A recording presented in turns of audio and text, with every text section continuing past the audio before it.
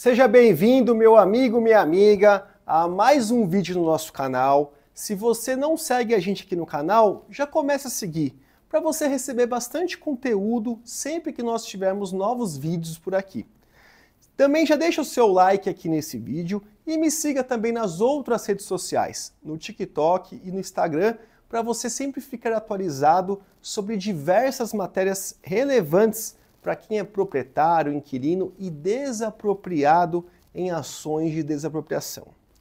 Hoje o tema do dia é o compromisso de venda e compra de um imóvel, seja ele urbano ou rural. Esse vídeo aqui é específico e exclusivo muitas das vezes para quem está comprando um imóvel. Por quê? Eu sempre falo o seguinte: quem é meu cliente? A depender de quem for o meu cliente, há ou não uma necessidade de fazer um instrumento particular de venda e compra. A questão é o seguinte: quando uma das partes sempre tem pressa ou para vender o imóvel ou para comprar, eu recomendo que seja feito um compromisso particular de venda e compra. Para quê? Para amarrar o negócio e ser pago um sinal. A praxe do mercado, para você que às vezes não é afeito, geralmente é de 10% do valor do negócio. Por quê? E aí, com base nesse sinal, a depender de determinada situação resolutiva ou moratória, esse sinal pode ficar para o proprietário do imóvel ou pode ser ressarcido para quem está comprando de maneira atualizada e com incidência de multa, ou pode ser até o dobro do valor, a depender do caso. Mas o compromisso de venda e compra, eu sempre recomendo para quem está comprando o imóvel. Agora, se você está vendendo o imóvel, a questão é o seguinte: quando que você vai receber o valor da compra e venda deste imóvel? Então, por isso que é muito importante ter essa ótica. Se você está vendendo um imóvel, a pessoa tem o dinheiro, vocês estabeleceram quando que vai ser entregue a posse do imóvel, não tem financiamento bancário, a pessoa vai pagar à vista? Se a pessoa estiver confortável, o comprador, vamos para uma escritura pública de venda e compra que já resolve isso. É esse sobre a ótica do vendedor, proprietário do imóvel. Agora, se você está comprando o imóvel, eu recomendo que sempre faça um instrumento particular, que é chamado de instrumento particular de compromisso de venda e compra do imóvel, em que o proprietário se compromete a vender e você se compromete a comprar. Por que eu recomendo fazer esse instrumento? Para já no início da relação entre vocês, ficar amarrado que um vai vender e outro vai comprar. E só em situações excepcionais e previstas no contrato, que esse contrato, essa venda vai ser resolvida. E claro, para acalmar o vendedor, que já dando o pagamento de um sinal para ele, e ele parar de tentar vender para outras pessoas no mercado, porque a gente sabe que isso depende muito de situação. Se o imóvel é aquele filé mignon, tem muita gente interessada. Agora, se é um imóvel que não tem tanta procura, essa situação é um pouco mais calma a ser feita. Outro ponto aqui, e aí até muito ligado a isso, é essa pressa. Por quê? Porque quando a gente faz um instrumento particular de venda e compra, já vai ter um pagamento de um sinal. Então, se eu estou defendendo os interesses do comprador do imóvel, eu pergunto para ele como é que está a urgência disso. Porque em todos os contratos, eu vou colocar um rol de documentos necessários que deverão ser entregues pelo vendedor. Documentos relacionados a ele, vendedor, e eventual esposa ou marido, às suas empresas, aos antecessores, ou seja, aos antigos proprietários nos últimos 10 anos. Isso tudo não é feito de um dia para a noite. Porém, se você está conversando ali com uma imobiliária ou com o vendedor do imóvel, proprietário, e você tem ali uns 10 dias, uma semana, dá sim para você mesmo obter todo o rol de documentos relacionados ao imóvel, porque o custo não é baixo. A depender, claro, da quantidade de pessoas pesquisadas, estamos falando em coisa de 500, R$1.000. Mais vale você ter esse desembolso de valor e não precisar assinar um compromisso de venda e compra, que você tem que pagar 10% do negócio, Porque vai que essa pessoa que está vendendo o imóvel tem diversos problemas com a justiça. Então, você já vai ter desembolsado esse sinal e aí pode ser que você tenha uma dor de cabeça em resolver esse negócio, ou seja, rescindir essa venda e compra do imóvel e solicitar o reembolso desses 10% da pessoa que está vendendo. Mas se você não tem essa folga, tá? Você não tem uns dias, você já precisa amarrar um contrato, eu recomendo que seja feito um instrumento particular de venda e compra e se atente a algumas situações. Porque esse contrato, apesar de muitos chamarem de contrato de sinal, nada mais é do que um compromisso de venda e compra que vai estar estipulado todas as situações. O imóvel, o objeto do imóvel, sempre se atente a colocar esse contrato, isso eu já vi várias vezes, se o imóvel tem ou não, se for, por exemplo, um apartamento, as vagas de garagem. Imagina, você pega um vendedor espertão que a matrícula do imóvel, ela só relaciona o imóvel em si. E já ele tem 2 ou 3 vagas de garagem que são matrículas autônomas. Se amanhã você só arrola essa matrícula do apartamento e não coloca no contrato essas garagens, se você pega uma pessoa de boa fé, lá no ato da escritura, ou de maneira prática, você vai estar comprando na prática só o apartamento. Já deixo essa dica. Então verifica se as matrículas da garagem são autônomas ou se elas são descritas na própria matrícula do imóvel, tá bom? Então o objeto do imóvel, qual que vai ser a forma de pagamento? Exemplo, geralmente é um sinal e o restante na data da escritura pública de venda e compra, junto ao tabelionato de notas. Então, você já deixa provisionado com o seu gerente o pagamento, é assinada a escritura e é realizado o pagamento.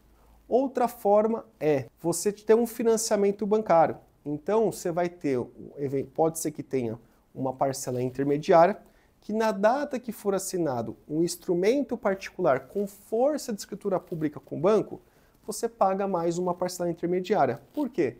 O banco vai pagar o financiamento que foi aprovado para você depois de dias, meses. Aí nós temos uma peculiaridade aqui, que é a entrega das chaves do imóvel. Se a pessoa não mora no imóvel, está desocupado, na data que foi assinado o instrumento particular com força de escritura pública, com o banco, por exemplo, recomendamos que seja colocado expressamente que vai ser entregue nessa data. Porque pode ser que demore 1 mês, 2 meses, e aí não compete muito o comprador. Agora, se a pessoa mora no imóvel, é normal, é praxe do mercado, que as chaves serão entregues em até 5 dias após o banco realizar esse pagamento. Mas, se não tiver financiamento bancário, tiver só um pagamento de sinal e o restante vai ser no ato da escritura pública de venda e compra, as chaves são entregues geralmente nesse dia. É claro que tudo pode ser acordado, tudo pode ser posto diferentemente disso. Mas vamos falar aqui agora sobre a grande importância. Muitos contratos particulares de compromisso de venda e compra, eles são também elaborados pela imobiliária que intermediou um negócio. Mas eu deixo sempre uma ressalva aqui, que são os interesses de qualquer pessoa. Se você é uma pessoa que está vendendo um imóvel e contrata um advogado, o advogado ele vai fazer todas as cláusulas mais brandas para que você já feito um negócio. Agora, se você contratar um advogado que vai precisar resguardar os seus direitos para te dar uma segurança jurídica, você tem que colocar mais cláusulas que garantam os compradores e coloquem umas possibilidades de rescisão do contrato ou pagamento de multa por parte do comprador. Mas, diferentemente dessas duas partes, a imobiliária geralmente ela recebe quando os seus honorários, quando o negócio é assinado. Então isso precisa ser realizado. Antigamente era meio comum, nesse instrumento particular de venda e compra, a imobiliária receber sempre nessa ocasião. Porém, lembra, esse contrato pode ser rescindido, pode ser desfeito. Então, muitas imobiliárias conseguem amarrar recebendo já aqui. No entanto, na grande maioria dos casos, ainda mais valores envolvidos de maneira relevante, a imobiliária também sempre recebe quando for assinado a escritura. Ou seja, tem que ultrapassar essa parte de cláusulas resolutivas e suspensivas no instrumento particular de venda e compra. E isso acaba acontecendo que o contrato ele é voltado para ser feito o negócio, não colocar muitos entraves e objeções que possam desfazer. Então, essa semana, por exemplo, eu peguei um contrato imobiliária super joia. Jamais estou falando aqui, eu estou criticando a imobiliária, tá? É que são objetivos diferentes. Quando você procura uma imobiliária para você é proprietário e você procura uma imobiliária, você está procurando ela para que ela faça a venda do seu imóvel ou para que ela faça um contrato para você? Para ela vender o imóvel. Se você está comprando um imóvel e você procura uma imobiliária, você procura que ela te dê que ela faça um contrato para você ou que ela encontre o imóvel? Que ela encontre o imóvel. Então, aqui a questão da imobiliária é a intermediação de um imóvel que seja bom para todas as partes. Agora, eu acabo verificando que tem muitos contratos que o rol de documentos ele é muito escasso. Então a gente tem aqui um rol de documentos que chega até 20 solicitações de certidões, 30 solicitações de certidões. Essa semana eu peguei um contrato que tinha 2. A matrícula do imóvel e a distribuição forense de ações cíveis da pessoa. Só. E isso que a pessoa que está vendendo imóvel, ela comprou faz 2 anos. Então a gente teve que intermediar. Claro que acaba tendo um desgaste, né? Mas o objetivo sempre é dar uma segurança jurídica para a pessoa que está comprando, claro, se ele for o meu cliente, como eu disse, ou se ele for o seu cliente. Por quê? Porque nesse rol de documentos que são solicitados, o prazo prescricional do Código Civil são de 10 anos. Então a gente sempre recomenda que faça uma pesquisa das certidões forenses dos antigos proprietários dos últimos 10 anos, das certidões forenses do vendedor, marido e esposa, e das empresas em que os vendedores figuram hoje como sócios ou figuraram nos últimos 5 anos, para ver se em alguma dessas certidões existe alguma ação, seja ela trabalhista, civil, que possa macular a aquisição e a segurança jurídica desse imóvel. Imagina você compra um imóvel e aí no sábado de manhã é um dia bem procurado por oficiais de justiça, porque é um dia que geralmente muitas pessoas estão em casa.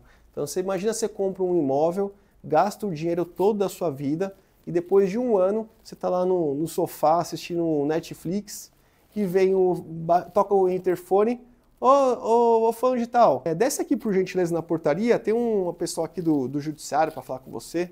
Aí você desce, te entregam uma intimação em uma ação trabalhista contra a antiga empresa do proprietário foi pedida a desconsideração da personalidade jurídica e a penhora, ingresso desse vendedor no polo passivo da demanda, não tinha bens, localizaram esse imóvel e pediram a penhora dele. Imagina a dor de cabeça que você vai ter para contratar um advogado, entrar com embargo de terceiro, defender a sua aquisição como adquirente de boa-fé. Claro que há sim uma evolução da jurisprudência em que há o princípio da concentração da matrícula, ou seja, se não tiver qualquer apontamento da matrícula, não há óbice para a compra do imóvel, mas tem muitos juízes, muitos desembargadores que entendem que tem sim que ter uma diligência do comprador ou dos seus representantes para solicitar as certidões forenses dele para verificar se tem algum apontamento ou não, para que com base nesses documentos que comprovam a boa-fé da pessoa em adquirir o imóvel. Então você precisa ter essas certidões se você tiver pelo seu caminho um juiz ou um desembargador nesse sentido. Mas é claro, se você não tiver no seu compromisso de venda e compra essa necessidade das certidões, o rol de documentos, e caso haja um apontamento, qual que é a previsão de rescisão do contrato com devolução do sinal, eventual pagamento de multa, Se você não tiver isso estipulado, você não vai conseguir desfazer esse negócio. Se você gostou deste vídeo e de tantos outros que no nosso canal, vão lá assistir, porque é muito importante. O nosso objetivo aqui sempre é difundir o conhecimento. Se você tiver qualquer dúvida sobre esse assunto, pode deixar aqui a sua pergunta. Claro, se você não quiser de maneira pública, me chame aqui, manda uma mensagem nas minhas redes sociais, que vai ser um prazer atendê-lo. Vamos juntos, grande abraço e obrigado.